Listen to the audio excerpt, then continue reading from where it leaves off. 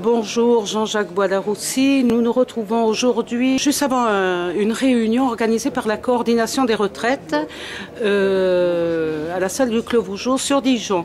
Est-ce que vous pourriez vous présenter et nous dire ce que vous pensez de ce sujet? Donc c'est une réunion qui, comme beaucoup de réunions en ce moment en France, est organisée par un grand nombre de syndicats, d'associations et de mouvements politiques. Oui. Donc j'interviendrai ce soir pour les alternatives, à l'invitation de nos camarades de la Côte d'Or. Oui. Bon, il y a d'abord un premier motif de satisfaction, c'est que c'est une réunion, vous le verrez à la tribune, il y aura presque excès d'orateurs et d'oratrices qui regroupent assez largement, comme je viens de vous le dire, associations, syndicats, partis, et qui s'inscrit à un moment où on prépare une énorme manifestation pour le 23 septembre, pour l'abrogation du projet de retraite. Donc si je suis là ce soir, c'est parce que, comme beaucoup d'autres formations de gauche ou des syndicats, les alternatives considèrent que ce projet est inacceptable, parce que c'est un projet qui vise essentiellement à précariser et à rendre plus difficiles les conditions de vie d'une grande partie des salariés, notamment ceux et celles qui sont déjà précaires, tout particulièrement les femmes. C'est un projet qui, conformément à la logique de Sarkozy, fait reposer l'effort sur le peuple, sur les plus pauvres, et qui épargne pour l'essentiel la spéculation financière et le système bancaire.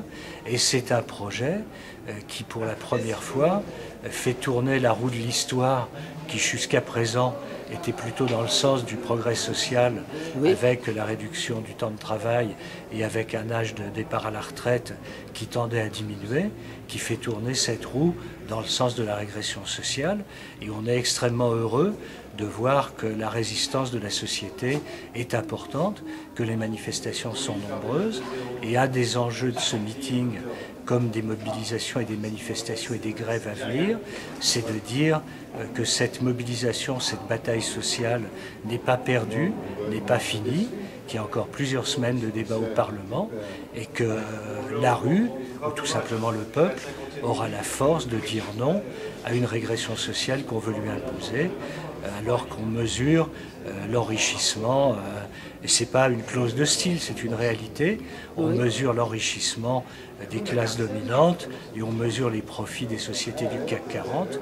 Il n'est pas acceptable, il n'est pas logique qu'on continue à taper sur les plus pauvres alors que les ressources financières importantes se construisent autour de la spéculation financière. Ce n'est pas acceptable, c'est injuste et ça ne sera pas accepté. Bien sûr, on note une solidarité et c'est aussi une crainte de la part de la population, de la part des citoyens. Disons qu'on est un peu sur le fil du rasoir.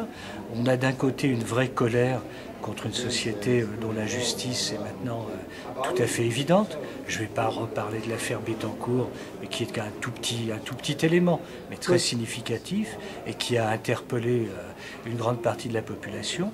Et puis de l'autre côté, on a remonté le courant d'un discours qui est de dire « mais de toute façon on n'y peut rien, la mondialisation, c'est déjà voté, il faut faire des sacrifices ».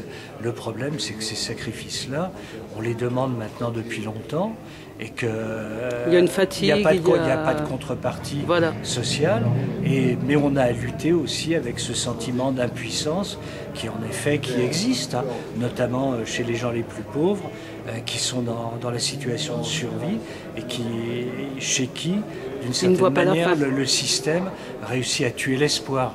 Et c'est contre ça même si on est conscient que ce sont plutôt des salles de gens convaincus, de militantes et de militants, mais je dirais que cet échange leur donne aussi la force et peut-être des arguments d'aller vers la population et d'expliquer toujours que la partie n'est pas perdue et que l'injustice n'est pas une fatalité.